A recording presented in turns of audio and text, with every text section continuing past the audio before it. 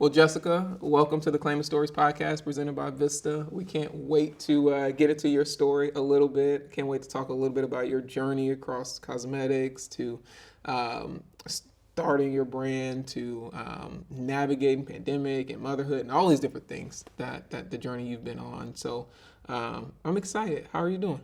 I'm super excited. I'm ready to share. That's a great thing. So first time in Portland. Yeah. Yes. How you doing? Because it's very different. Don't put me on the spot. The sunny. It's different in LA than the sun. It's different, but you know what? I feel like every chance you get to step out, it just really broadens your view on life, on the country you live in, on the opportunities, possibilities, and they always say that when you need a change of heart, change of mind, you got to change your scenery. So that's good. You have to. I think it's important. And it's a privilege to be able to change your scenery, right? Yeah. Let's not just breeze by that. I know some people can't, but sometimes it might just be as simple as like walk down another block, Honestly, that day, right? And honestly, it could change some things, but I'm happy that you're here and you have that perspective. I wanted to ask you a little bit about childhood and like some of those memories from childhood that you kind of keep with you to this day. Yeah, I'm like, man, have you had a crier on the podcast? Oh. We did. Brittany from Okay. You know what? Okay, here we go. Shout out Brittany. Childhood for me was honestly really, really beautiful from what I decided to keep from it. And I think that's really important. I think life offers you so many hands, so many events, so many possibilities. And as we grow older, we decide what we want to take from it and how we want to hold on to it. So for me, childhood, I see it as a really beautiful experience, a really beautiful time in my life where I got to spend so much time with two of the people that I love the most, which was my grandma and grandpa in Mexico. And it was really beautiful. We had a farm. We had a cow. Yeah. We had 2 baby sheep. I wanted a donkey, so I got one. You got a donkey. We had a horse. Yeah. It was a full-blown like farm. It was really nice. What do you, when you think about that now compared to like living in the city, what do you appreciate about being able to spend time on the land and spending time with, your elders? So my grandfather and grandmother passed away, but what I appreciate from those moments now is having that sense of connection to native land. I think that it's really beautiful to see how those experiences kind of carry on with you, and regardless of where you are, there's certain elements that will bring you back to that time and place. So living in California, it was Mexico. Yeah. I had to say it. Yeah. So just looking at the mountains and like you said, even stepping out and walking in a different direction, going to the parks, really enjoying nature brings me back to those places. And I'm like, wow, this is nice. It's nice. It's important to have a sense of grounding, right? Because there's so much that can happen in our day-to-days, and you kind of can lose sight sometimes of what's really important, and you need those memories kind of sprinkled about. A part of, as you got older and everything, you ended up moving to Kentucky. Yeah. So how do you go from Mexico to Kentucky, and why Kentucky? I'm not throwing any shots at Kentucky. I'm just like, why Kentucky? Why Kentucky? So my uncle loved horses. Again, bringing it back to the core of what we did in Mexico. My grandfather used to break the horses in and teach them how to do horse things. And my uncle realized that Kentucky was called the Bluegrass State and that the Kentucky Derby was there. And he loved that. He loved the energy between both. Yeah. So he decided to move there. And as, immigrants, you want to go where family is, where you consider something community. Home. Yeah, exactly. So Kentucky was the second state we lived in. What was the first? Ohio. Ohio. I don't know why we ended up in Ohio. I can't even. We were just there. So, at what age were you in Kentucky? I was there in first grade. So what is that, like 6, Yeah, 7? you're super young. 6, You're 7. like 6. Yeah. Yeah. What do you remember about Kentucky around that time? And then were you like, how involved were you on the the horse side of things with your uncle? Yeah. So Kentucky, I honestly remember it as a really like joyful time in my life, which I think is so shocking for so many people who think about Kentucky. They're like, wait, I'm gonna always joy. But it was super joyful. Neighbors were like really southern and like nice and hospitable, and you'd have like 40-minute conversations just going to the mail. My grandpa was like the community grandpa. Like everybody claimed him as his grandpa. Yeah. He was like the community entrepreneur. He was the community car dealer. He was the community everything, right? So I had really a great time in Kentucky. What about maybe some of the language barriers, right? Like how was your English when you were in Kentucky? Non-existent when I got there. I remember like being in first grade, coming into my first grade class, and feeling so lost, like so displaced. And I think that that's such a intense feeling for someone so little to have, like displacement, and understanding for the first time that you are different.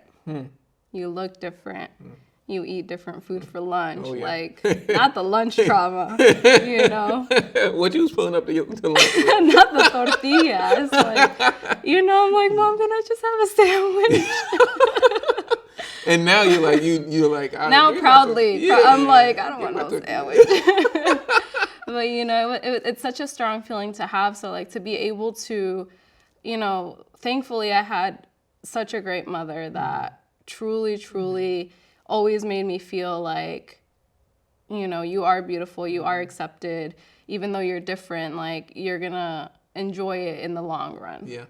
But as a kid, you don't understand any of that. You don't know that. As a kid, it's like, they're not there at school with you. Exactly. It's you, and you're trying to figure out how to navigate this world, and new state, new city, new kids, and you're trying to find your place and your sense of self. That I thought was interesting in some of the notes for your interview was like this connection of this Lizzie McGuire narrative. Tell me about this. Like, what was the thing about Lizzie McGuire? Okay, first of all, it was the first time I saw Hispanic on Disney. I was like, Gordo, I don't even know what he is still, but I was like, okay, Gordo could be it. And then Miranda, and I was like, this is America. Like, it was really cool to see that. It was like the first time as a kid that I really saw that. And there's a lot of people who are like, I saw myself in the media because I always watched the Spanish channel. And I'm like, okay, that's great. But if we're talking about American TV, did you see yourself then? And I think the answer would be so different. It's like, yeah, I could change the channel and watch things in Spanish too. But even then, it's like, as a Hispanic woman, how are you being put into these shows of darker complexion in Hispanic shows? And that's a whole different. Right? Like, how are we showing different folks of color? Hispanic folks, like black. Like, how are we showing folks in these films? And what positions are we placed in society? Like, it matters because, to your point, if you're in the 6th grade and you're looking at that, it has an impression upon you around what you might believe you can be. Exactly. And what you could do. So, yeah, Lizzie McGuire was definitely one of those shows where I was like, yay, like, we're not the servant, or like, we're not the house help. Like, we're the co-star, It's important. There's and, room. You get excited. You're like, oh, I could do that. Yeah. Like, okay, Miranda, I see you. Pivoting a little bit, but semi-connected to seeing yourself. I want to talk a little bit about beauty and what was your first interaction with it, and like, how did you start to define that? Beauty in my life has been an ever-evolving concept. I think that when I look at the trajectory from how I thought about beauty being little versus how I think about beauty now, the roller coaster ride has been like so insane, very emotional, so many ups and downs. And thinking about beauty when I was younger, it was definitely something that I didn't consider myself beautiful. Again, going back to like being the only Latina in my first grade class, not knowing how to speak English, being a little bit of a darker complexion in, the Latino community. So beauty was always something that I struggled with. Yeah. And I think as I've gotten older, it's those things that made me so different that I'm like, yes, look, I gotta work, When did you feel like that perspective started to shift? Like, was there an age or an experience? What do you remember? I would say, as crazy as it sounds, it's been within the last like 5 years that my idea of beauty for myself has really transformed. It's transformed. What happened? I think life, like as you live life, as you go through these experiences, as you find healing, as you find yourself, as you find your values, what you believe in, what makes you you, you start understanding that it's these things that make you beautiful. Yeah. And it's like the cliche, beauty is more than skin deep. It absolutely is. Yeah. And it's like once you go through these certain elements in your life, you truly start putting two and two together, and you're like, that's what they meant by that, because you hear it all the time, and you're like, okay, But then you experience healing, and you really find yourself, and you're like, man, I wish I could have seen this when I was 9. Yeah. Like the confidence I would have had, they would have been ready. You would have been all up in there, twirling, looking, what's up? Yeah. But life does provide perspective, and experience allows us to learn and be able to grow in ways that you just can't do at certain points in time. Like you got to live to learn, right? I think one of those things connected to this conversation is that idea of self-care. How do you think about self-care and the connection to beauty? Yeah, so I would say that self-care was really a concept that was introduced to me by my abuela. She was like the woman that day in and day out like showed us self-care. I saw it when I was little, just watching her get ready. I saw it in the way that she cared for our family as a form of self-care for her. I saw it in the meals that she cooked. It was a form of self-care for her. Like I really saw self-care through her. So as an adult, I try to embody these teachings and beliefs into my personal life now. And it's really amazing to like keep that ancestral like energy around you. Because I think like self-care truly can't happen, and you can't love your community and those around you if you're not taking care of yourself.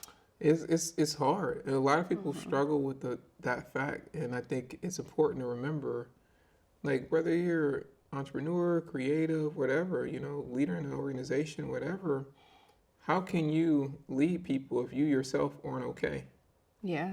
And then you also jeopardize the operation if you aren't okay. And then what happens if you can't show up, and then you haven't prepared anybody else for you not to be able to show up? It really puts, a damper on a lot of different things. Is a very thing. And I think a lot of us are starting to try to figure out the self-care part, because we are in a world where you're just busy. You're seeing like busy things, trying to do all the things, trying to go to all the places. So it can be hard to figure out that. And I think especially as like people of color, it's sometimes we're not taught that, because we were, we grew up in a family where we saw the fight or flight. We grew up in a family where we saw our mothers or caregivers working 12 plus hours and coming home and, trying to give trying to give you something and then going right to bed. Yep. And it's like I have this conversation with my husband all the time about how even as men, being a Black male, he wasn't ever taught how to take care of himself. And it wasn't till we had our life experiences together when I was like, okay, this is what self-care is. But I feel so honored to be able to teach him that so that then he can teach my son, and it can be almost like a generational curse broken. Yes. And it just, hopefully it just gets passed down. Yeah. I mean, we need folks to be able to share that, and like what you've been able to do with him and your partner is so important, because some folks just don't know any different. Exactly. And they're not trying to take care of themselves, but they think that's how they should take care of themselves, And the taking care of yourself, like, I feel like a lot of people think of self-care and they automatically put like this feminine quality to it, where it's like, okay, does that mean I gotta do like the face mask I see my wife doing? Or like, you know what I mean? Like, what does that mean? And it's like, no, self-care means like, are you okay mentally? Are you okay spiritually? Are you okay physically? Are you okay financially? Are you okay within your community? All of that is self-care. And I think that's one of the things that I've really tried to encompass, not only for myself, but for those around me, and just how I build my brand, No, the points you just mentioned, I'm like, yo, that's crazy, because you're right. Like, so many times it gets pushed into this box of what people think taking care of yourself is. And it's like, fam, it could literally just be like, did you eat today? Or what did you eat today? And why? Like, maybe change that. But it's unfortunate, but I think I'm happy more folks like you are advocates in helping us try to understand those transitions. I also wanted to ask you about, because early on, you also caught the entrepreneurial bug early, right around 18, or maybe a little bit before, and you went to like cosmetology school? Yeah. I was. You know what? I've always been. I've always been trying to get the bag in the workplace. It was from, again, like, my grandfather was a community entrepreneur. Like, you needed something, he got you. Granddad has it, And that love and passion that I saw from both of my grandparents, they used to sell roses in Mexico. They like would go to greenhouses and buy their roses and sell the roses, and I would go with them, and it was such a beautiful like thing to witness how as a couple they were able to do this thing for their family, and how they were able to have freedom in the sense of time, and how they just thoroughly enjoyed like prepping the flowers. And that was such a beautiful thing for me that I think it really stuck with me. So growing up, I was always like, man, I want to do that. I want to try it. And they inspired my mother, and they inspired my uncle, and they inspired, their kids to have the same entrepreneurial spirit. So I feel very blessed in that sense that I was able to see entrepreneurship from a young age. So when I was a teen and I had my first job at McDonald's, I was like, listen. You're like, I don't think this is gonna be it. And no shade, because we need it all. We need the person making those delicious fries that I love, But it's like, it just wasn't for me. And I tried various jobs and outside of McDonald's or within outside of McDonald's, and I was always just so antsy to not be there. And that's when I knew. I was like, I can't fight it. It's just something in me that I cannot ignore, and ignoring it every day is almost like worse than seeing like what will happen if I try. Could you actually pinpoint exactly what it was that was driving you a little bit nuts about working in other environments? I'm a Taurus. I'm a Taurus, if that means anything to anybody, with the Virgo rising and the Cancer moon. So I just gave y'all my whole life story. But it was like, I'm so stubborn, and not stubborn in the sense that I'm not coachable, stubborn in the sense that I know what I want. And like, I have that internal feeling of like, this feels right, this doesn't feel right. And for me, it was like stepping into these spaces where it just didn't feel right, wasn't working for me. I was like, I can't do this. And then when I came into motherhood, and I just remember like being at the counter for the cosmetic company that I worked at, and being like, oh my God, like, is this what it's going to be like? I was like, I can't. And I would be calling off all the time. Yeah, because you didn't want to be there. Because I didn't want to be there. Yeah. And I was like, I can't do this to myself. Like, I owe it to myself and to this new life that I'm nurturing to be able to, like, do the best that I can where I know I should be, you know? That's deep. It's super deep. Like, to be able to recognize that this ain't where I want to spend my time. It's not where I want to spend my life, right? And I think sometimes folks miss the point of, like, how you can carry that energy into other parts of your life, right? Like, if you're not happy there, sometimes you can carry that into your relationship. Sometimes you can carry that into your friendships and whatnot. And for me personally, it's like, oh yeah, I got to shift this. Like, I can't just sit with this. But one interesting thing that I was thinking about on this, your exploration into cosmetology, was you also went to college and majored in criminal justice. I didn't finish. You didn't finish. I have the itch sometimes to go back, but yeah. What was the interest in criminal justice? I think just my experience being an immigrant in America. Like, that was really my driving force. I saw so many families struggle. I saw so many injustices happening, and we still see them today. And, you know, just being a first-hand, like, immigrant and experiencing these things and, like, you know, understanding that there's other kids and other families that were going through similar situations. Like, I really just wanted to be a backboard for those families. But, you know, sometimes you can't ignore your calling as much as you love everything else, and you can love so many things. Like, I'm a big believer that we weren't put on this earth to just do one thing. Like, I feel like we can do anything. Like, we're really limitless if we see ourselves that way.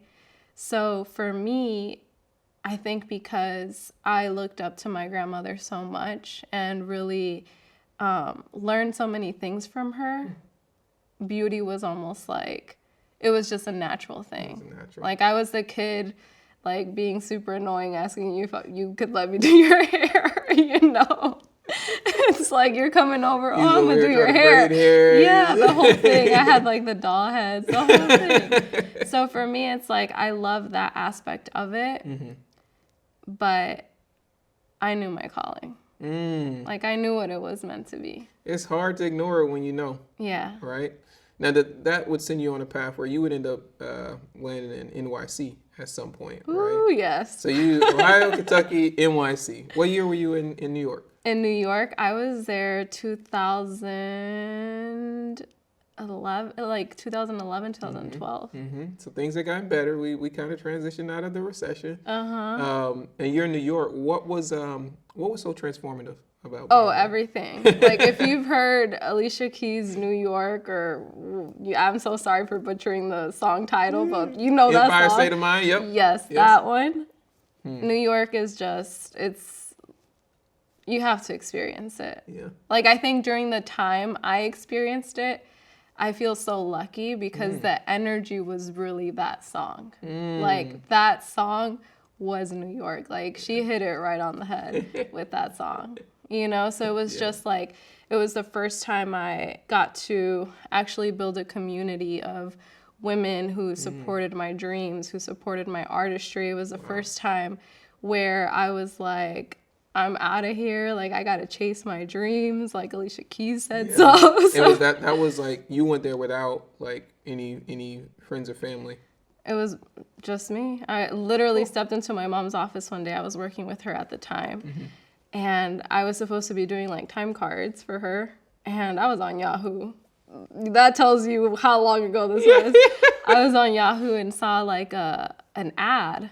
And it was for a makeup school. And I was like, that's so weird. Let me click on this.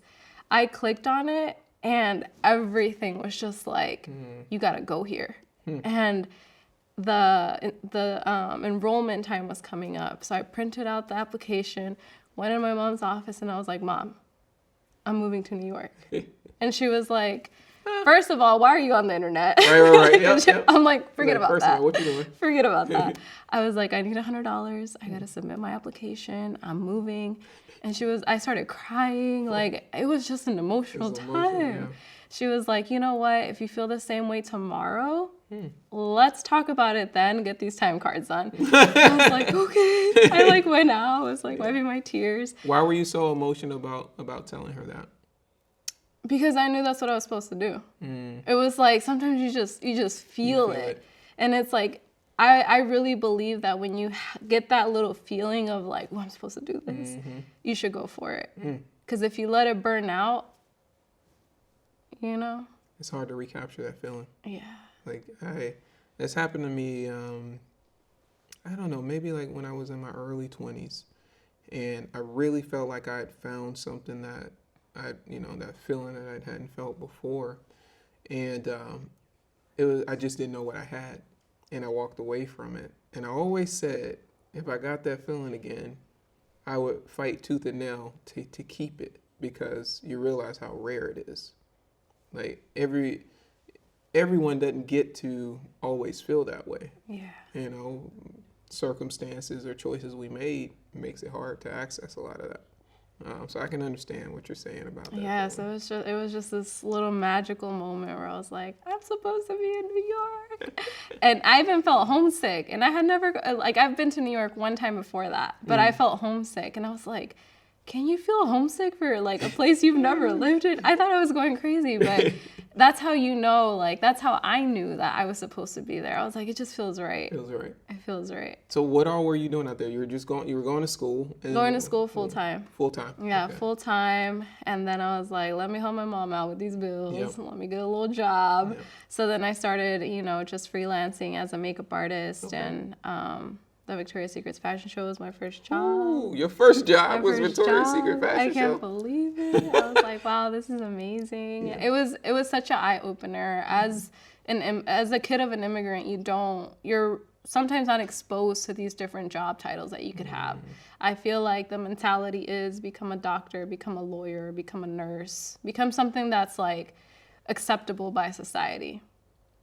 So for me, wanting to do makeup, I knew people were concerned. They were like, girl, they're like, how you gonna make money doing that? Yeah, they were concerned. And stepping into Manhattan, and like experiencing those things, I was like, they don't know the sky's the limit here. Like, this career can take you anywhere. Anywhere. And I'm always so excited when like young women of color tell me that they want to go into an unconventional career, because I see myself in them, and I'm like, you're going to be fine. You made the right choice. Like, this is going to be so good. How did it feel landing in your first gig with Victoria's Secret, with the fashion show, knowing some of those narratives, from family being like, oh, what are you doing going into this career path? How did it feel to get that opportunity? It felt really good. Yeah. I'm the person that is really driven by the can'ts. Like, that really, really drives me. I'm like, when people say like, oh, you can't do that, or like, that's crazy, I'm like, is it? I'm like, okay. Let me see how crazy it is. I'm that person. Yeah. Like, I really love pushing the boundaries of things that can't be done. Because usually it's not really that it can't be done. It's usually someone didn't have the strong desire to truly explore it, or sometimes folks are just lazy, or they just weren't interested in it. And so it became like this narrative over time that this was impossible.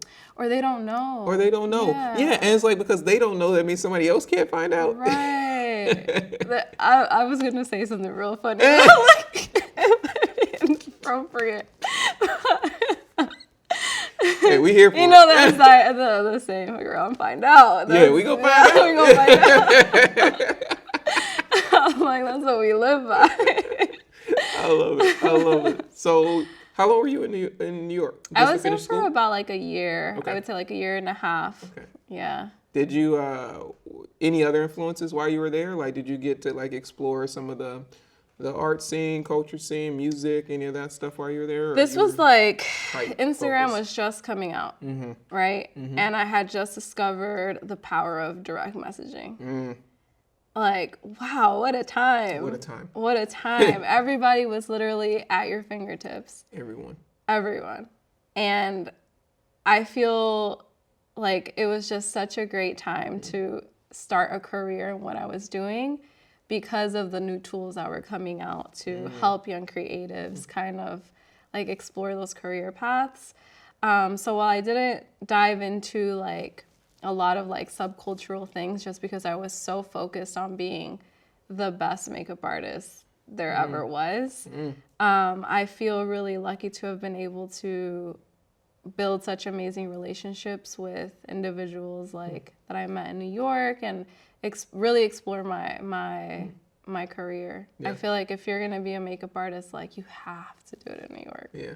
Like it's a must. It's a must. How did you develop such a strong focus? Because I feel like a city like New York, it can be easy to get distracted. Oh yeah. Right? Like there's always so much going on, and it's I went to school in Baton Rouge, Louisiana. I didn't go to school in New Orleans because I felt like I would have been mad distracted. Like I just don't know if I would have finished it. Yeah. So for someone like you, that's you've been driven, for so long. How did you maintain that focus? To be honest, I felt like I really owed it to my mother. Like I really felt like I was like, this woman is a single mom. This woman came to America with 2 kids and 1 luggage for both of us. This woman is our support system. She has given us the absolute best and has tried her absolute hardest. I was like, I need to get up and go to school. That was really my driving force. Like I felt like knowing that her resources weren't gonna just be thrown away. Yeah. And resources are so important, So I felt so lucky to even be in that position to be able to live in New York, to go to this, renowned makeup school, to be able to have a career that I wanted, for her to believe in me and be like, yeah, I trust in you. Trust you to make the right decision. This. Yeah, and it is a lot sometimes to carry because as a young adult, you're like, man, sometimes you just want to be buck. You just want to be selfish. Yeah, you just want to do your thing. But I think it's important to have a why. Yeah. And it sounds like at that time, your why was your mom and not wanting to invalidate what her experience had been to get you over here to have a better experience than what she grew up with. And I think also the stigmas. It's again let me find out, Yeah. It was the stigmas of, having a career in the beauty industry as a minority. Like what did that look like for the community and what could I help them see in it that they didn't see before? Ooh. Like to me, it was all of that. It was like, maybe because they don't know, they haven't seen it, but I want to show you. I want to show you something different. Yeah. Because you haven't been shown what I believe is out there. And Yeah. you decided to transition into doing that with, your own business, SBJ Esntls. Yeah. Now tell me about, which this started during the pandemic or right before the pandemic? It was like mid-pandemic. Mid-pandemic. And so you started your own business, cosmetic business, during a challenging time. I could share in that. I left my job during the pandemic. What was happening, right? Like, what was going through your mind and your life that you felt like you were ready to do that?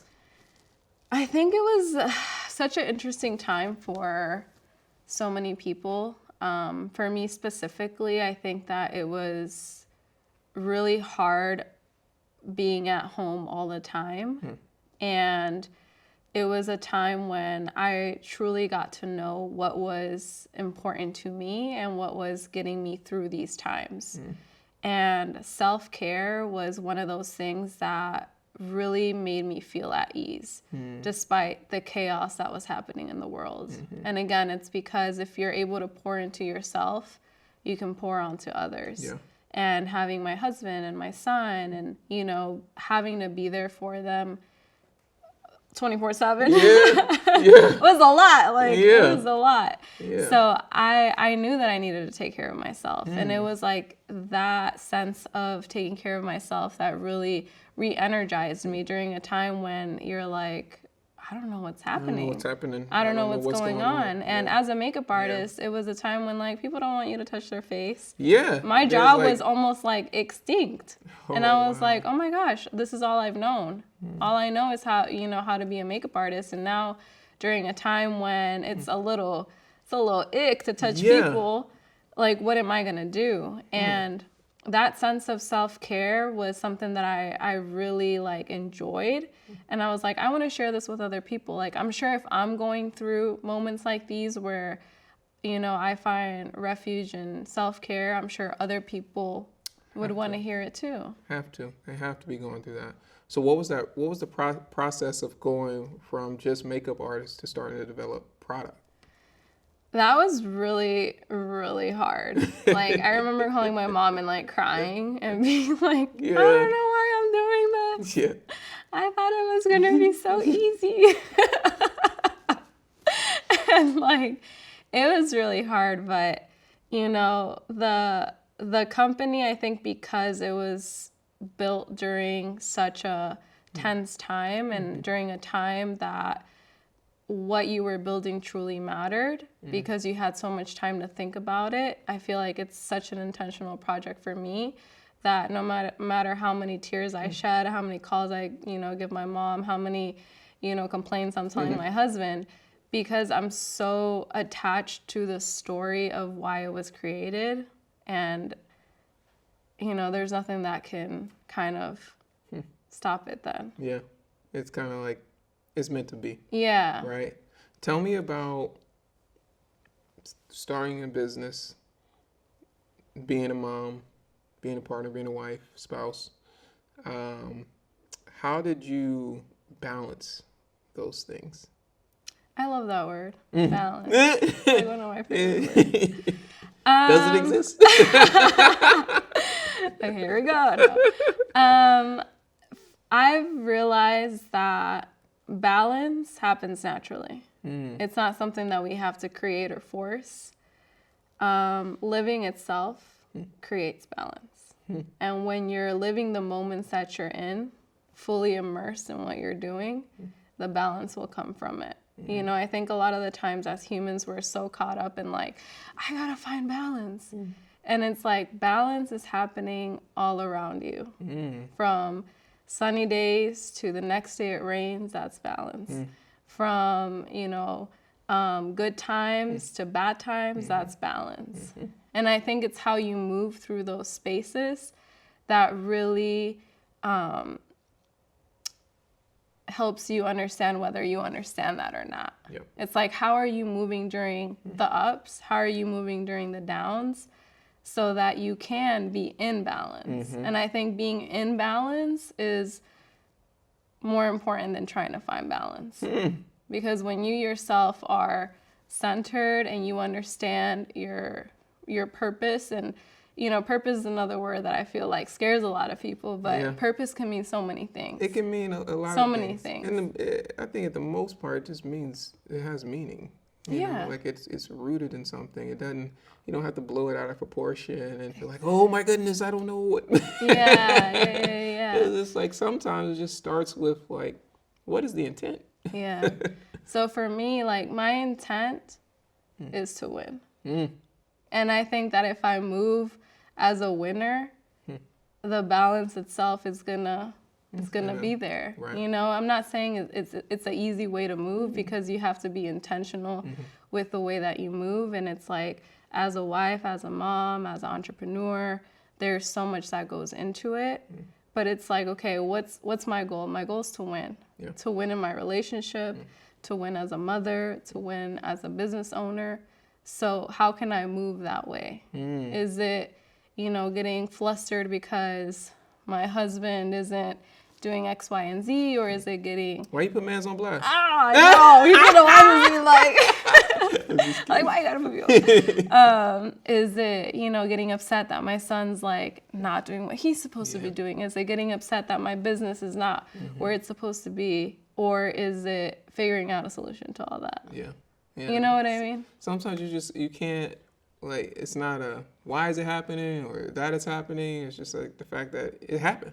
Yeah. And that's balance. Okay too. And it's going to keep happening. It's going to keep happening. Like, that's just the nature of things. Yeah.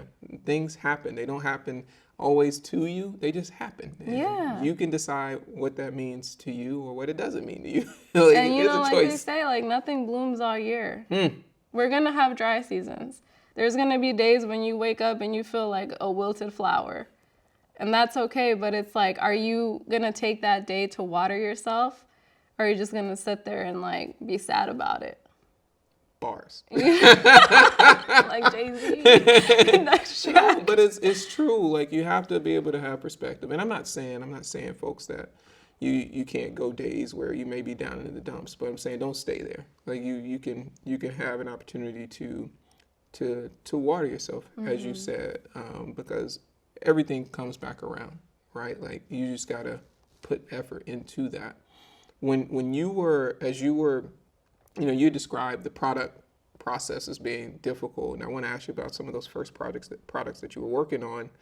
Did you experience, imposter syndrome per se around like, yeah, I'm nice with this makeup thing, but maybe making this, I'm like, I don't know if this is like for me. You know what? I think that ignorance truly is bliss, and I never understood that until I decided to dive into like the skincare aspect of things. If you would have asked me, 5 years ago, 6 years ago, like, hey, Jess, are you gonna ever have a, company that sells product? I'd be like, no. It wasn't on your radar. It wasn't something that I had even conceptualized. But I think that ignorance truly is bliss at sometimes, and because you don't know these things, you don't know any better. Right. So you're just giving it your best. And I think a lot of the time people can feel that. People know that my label, you couldn't read it. You needed to pull out a magnifying glass for the first label I ever printed. And I knew they knew that. And they knew I knew that. But they felt the love and they felt the passion that was going into creating something that was honoring my grandmother and grandfather's legacy. They didn't care if you could read it or not. And I think a lot of the things, a lot of the things that you create, people feel the energetic like value that you're putting into it. They see you trying your best. And I think a lot of the times that's all you need to do to get you going. Then you can, you can make small increments to be able to better yourself. That you said, because sometimes we feel like we have to be perfect. We feel like everything has to be perfect. It has to look like brands that have been here for 80 years in order for us to have level of success. And I believe differently from that. And I believe that your community, who you're making this for, like, they see, to your point, the work that you're putting in. They have grace and they know it's for them, right? And so they're not going to be over here like, oh, Jess got me with the small logo, I'm not buying. No, what? That makes no sense. They want to see you do better. If anything, they're probably like, how can I help? Yeah. Right? To me, I always have people like, yo, how can I help? Yeah. I see you out here trying to do your thing. What you need? Yeah. And I think that that's really beautiful when you are able to extend yourself as a part of your community and offer the resources that you have. Because again, it goes back to sometimes we lack in resources. They haven't been given to us. So when we're in a position to be able to offer those same resources to people around us, and I've been super lucky to be able to have, a group of individuals who aren't afraid to share. They're not gatekeepers. And that has taught me how to be super sharing, and I think it's like there's enough for everybody. Yep. What's meant to be yours, no one can take that away. Wow. Like ever. Ever. Say that louder. What was the first product you wanted to make? So the first product that we launched was our debut product, which was Rosa Clay Mask. And that paid homage to my grandmother's and grandfather's way of living, which was cultivating roses in Mexico. And it was like, again, that like passion they displayed, their work ethic, just like the love that they had, and as a couple, and being able to work as a team, like really, really inspired me. So the key ingredient in the mask is roses. Why it's called Rosa. And I I feel like, again, because the company was built with so much intention and it was really thoughtful in the way that I wanted to create products, you know, I think even moving forward, like, I would never want to be a brand that just creates because. Yeah. You know, I feel like there is space for community and e-commerce to coexist. It needs to be. I mean, I think we wouldn't have so many of the challenges we have in society now if we did move that way, right? But that's why I feel like there's a lot of just stuff that's kind of watered down. It doesn't last long, right? Or it causes harm to people, right? Yeah. Like, there have been several cases of like products out in the world that are cancerous because folks didn't take the time to actually care about the human aspect of it. They just wanted to make money. And so they're putting a lot of dangerous stuff in these products. Yeah. You know? Not us. Not us. Not us. Were there, when you were working on the mask, were there any complications that you come across that just were super frustrating? I mean, aside from not knowing anything about like graphic design to making a label to like knowing that 6 point is like too little and like so many things, I think the biggest challenge was that there comes a point in your life when, not that you think you know it all, but you've experienced your career in so many different ways that you're like prepared for what's to come. Yeah.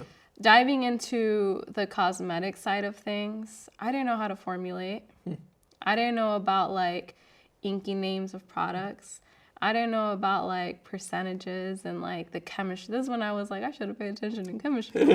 You know, I didn't know a lot of things. And I found that process, although it was like super hard, I found it so beautiful that I was a student again. Wow. I was like, oh my God, like this is exciting. I would be up just researching, you know, investing in myself and investing in like my knowledge and like what I know and what it could be. And like, that made me more excited. Yeah. You know, there were days where I would be crying, like, I don't know. Like, I don't know. But it was like learning always made me so excited that the next day I was like, okay, that was a good cry. Okay, that was good. That I got it was out. that was a good cry. You know, and it's still like till this day, there's so much that goes into creating a brand, that goes into the product development side that, I mean, you know, it takes it's long, like one right? little thing is like a million steps. Oh yeah, it's like it's the smallest things that you think like, oh yeah, this will be done fast, and you know, I go through with my team all the time. They're like, it won't. It's not. We're not getting that done that fast. Sorry. And I'm like, no, we could do it this fast. And they're like, nah, bro. Yeah, no, 1,000%. But you bring a good point of like having a team. Yeah. You know, I think that as a small brand, that's always one of the most difficult parts because you really have to have people who believe in you. Yeah. Who believe in the idea. Yes. Because, you know, unless you have like financial backing, is like, you know, we doing this for the long run. Yeah. Who's with me? Yeah, it was like, and to that point, like, you can't expect folks to always commit to the amount of time that you're going to commit to it, right? Like, ever. Your support is going to change because folks have different priorities, and while they do support you, they still got other stuff they want to do with their lives too, and so it's not. I think it's important to remember, like, that's not personal. Right? It's not, they don't not believe in you, but they also have stuff that they need to do too. And just because that's your calling in life doesn't also mean it's theirs. Yeah. Right? Yeah. And understanding that is so important. And I think that when you are the creator of something, you see it so clearly, so vividly. So like you can feel the finish line. Yeah. Like you can feel the finish line. But one of the things that I've learned is like, I'm here to run a marathon, not a race.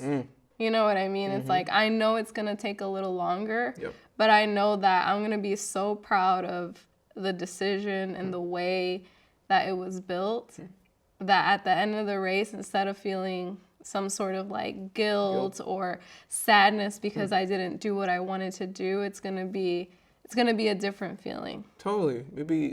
You'll be so much more appreciative, right? Like, you're like, wow, all of that it took to get here.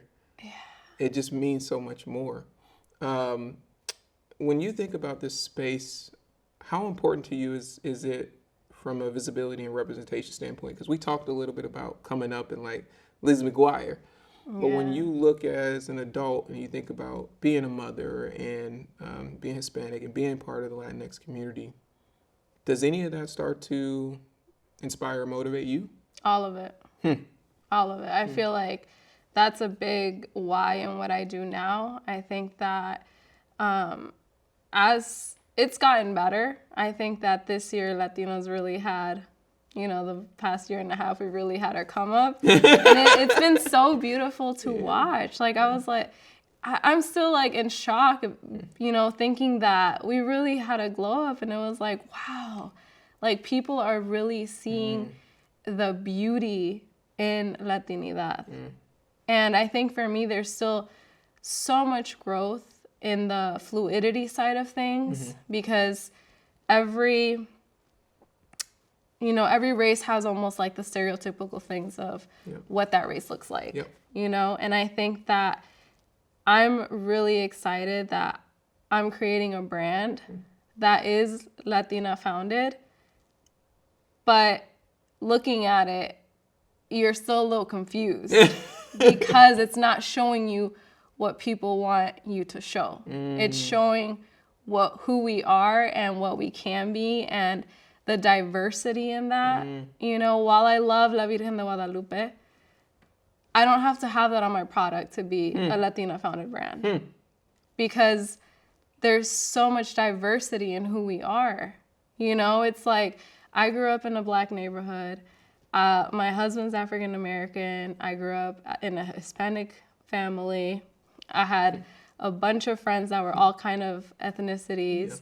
So it's like the melting pot of that is me. That doesn't make me any less Latina than anybody else, but it's like exciting to be able to showcase like my background into my brand of like the love for streetwear, the love for skincare, the love for, cultural backgrounds. Like, so I'm excited. I love that. I love that you see it that way, right? You don't see it as just representing one thing. Like, you're representing your vast experience of growing up and the folks that are part of your community. Yeah. You know what I mean? How does it feel when you meet people that use your products? Like, does that ever get old? Oh my God, never. I was just at a market in December, and one of the vendors there was like, "Oh my God, are you Jess?" And I was like, "Yeah." You're like, why? All shy. I'm like a really shy person. And she was just so sweet. And she was just like, "I've been following your brand for such a long time, and I love what you're doing." And like, I was just like, oh my God, this is why I do what I do. This is why I do what I do. Yes. It's like the small moments of that are so impactful. Like, it never gets old. Like, anytime, it really does. It keeps you going. I with us, with the podcast, like, it's a digital platform, right? It happens in audio, it happens in video, and sometimes we do live activations. But for the most part, I never get like one-to-one engagement with people who listen to the show. I don't, it's random. So like, when we were in Miami for Art Basel last year, it was so dope when people would come up and be like, "Yo, I listened to the show." And I'm like, "Oh, you're a real person, not a social media profile. Like, this is really dope." Yeah. So I have to, and for me, it's encouraging to know that, wow, what we're putting out there is helping people. And, a lot of the time we think about helping in numbers, and like, well, that's great, and that's what we all want. I've always thought that it's the quality of like people who are around you, people who support you, people who you call family, people who, are there for you, versus the quantity of people, It's not the quantity, it is the quality of the support, always. And I would say that, no shade to anybody else, but the SBJ community is like one of the best. Like, they really are. Like, they truly love the brand, and they truly like try to embody what our mission is, which is self-care, and not just the physical aspect. It's like, we want you to look good, but we also want you to feel good. And I feel like they truly like rock with that. And that just makes me super happy. It has to. I love that. Tell me about how your mom, how's she receiving, what you've been up to? I mean, she's always so excited to see anything. Yeah. Like, she screenshots, she screenshots things, and she's always like, she's just the funniest person ever. Like, she's not like my mom. My mom would screenshot something and then post it on Facebook. Oh, Mom, I could have just sent you the original. I had to tell her about that. I was like, she would comment on everything, and I'm like, Mom, like, you can't comment on everything. But a mother's love, like. Yeah. Experiencing motherhood now is just like, you understand your parents so much. Like, I remember being young and, my uncle telling me like, oh, you don't know what you're talking about until you're a parent.